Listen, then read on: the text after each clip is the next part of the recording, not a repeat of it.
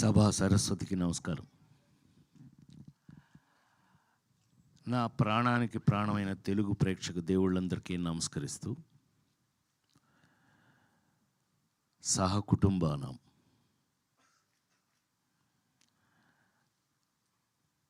Padmashri doctor Brahmanandam గారు మాట్లాడిన తర్వాత నాలాంటి వాళ్ళు మాట్లాడటం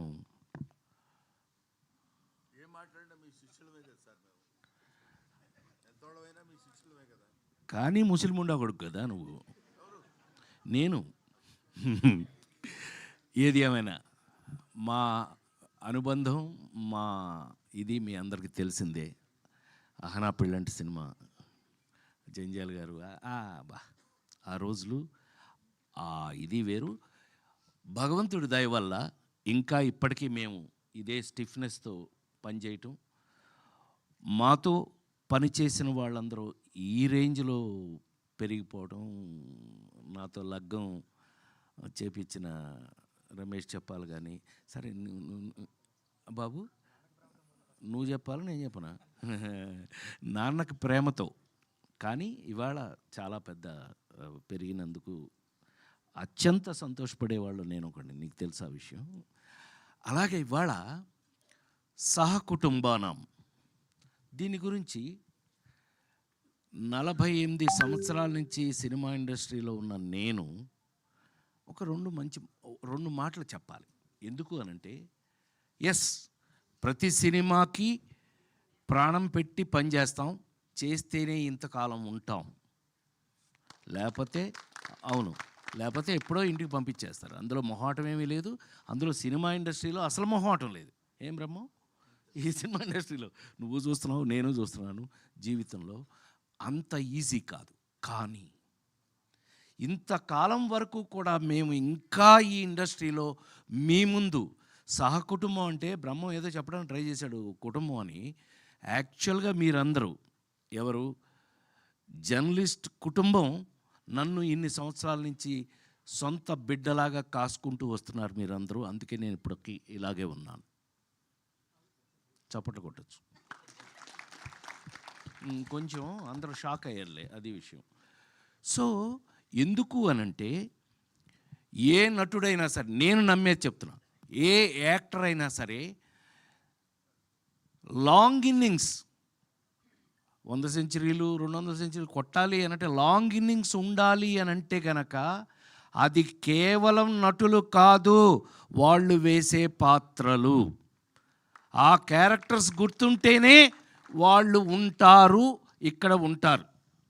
నాకు తెలిసి మరి ఇప్పుడే బ్రహ్మం గురించి మాట్లాడుతూ అహనా పెళ్ళంట దగ్గర నుంచి ఇవాళ మొన్నే మీరు చూసిన మాస్ జాతర వరకు కూడా పనిచేస్తూనే ఉన్నాను.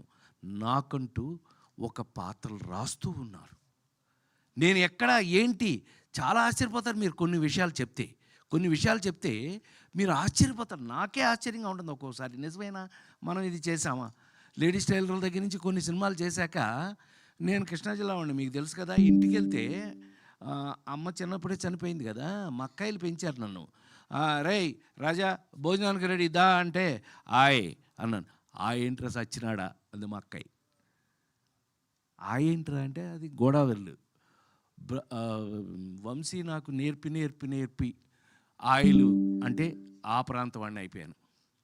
మొన్నే మా రమేష్ చెప్పాల పుణ్యమా అని చెప్పి లగ్గం అని ఒక సినిమా చేశాను.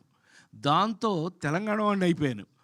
మీకు విషయం తెలుసో లేదో, ఇవాళ నేను ఎంత తెలంగాణ వాడిని అయ్యాను అని అంటే కనుక, కాంతారావు గారి పేరు మీద అవార్డు పెడితే ఆ అవార్డుకి నన్ను సెలెక్ట్ చేశారు.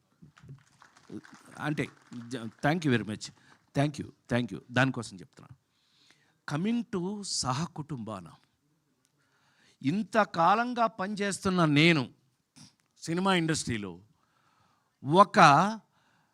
ఎప్పుడు కొత్త కథ కొత్త పాత్ర వచ్చినా అది షాకింగ్గానే ఉంటుంది నాకు. ఏం బ్రహ్మ, ఇప్పుడు నాకు అహనా పెళ్ళేటప్పుడు నీకు అరగుండు కొట్టించింది నేను, నాకు గుర్తుండి. అంటే జంజాల్ గారు నాకు అప్పచెప్పి నేను ఐ ఫీల్ ఆల్వేస్ ప్రౌడ్ అండి.